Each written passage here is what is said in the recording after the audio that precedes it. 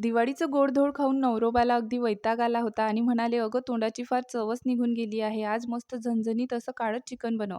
म्हटलं, "ठीक आहे." मग सुरुवातीला ना पाट्यावरती भाजलेला कांदा, खोबरं, सोबतच लसूण, अद्रक, जिरं, कोथिंबीर घेऊन याचं छान बारीक वाटण करून घेतलं. नंतर इकडे चिकन स्वच्छ धुवून त्यावरती थोडीशी हळद घातली, चवीपुरतं मीठ घातलं, लसूण, अद्रकची पेस्ट, कोथिंबीर, बारीक कापलेला कांदा आणि लिंबू पिळून हे छान मिक्स करून घेतलं. नंतर भांड्यामध्ये तेल घालून थोडासा बारीक कापलेला कांदा परतून घेतला. तयार केलेलं वाटण घातलं, हे सुद्धा परतून घेतलं. त्यामध्ये थोडीशी हळद घातली, लाल तिखट आणि धने पावडर घालून मिक्स केला. आता काळं चिकन बनवण्यासाठी मी वापरत आहे माऊली यांचा स्पेशल काळा मसाला आणि गरम मसाला.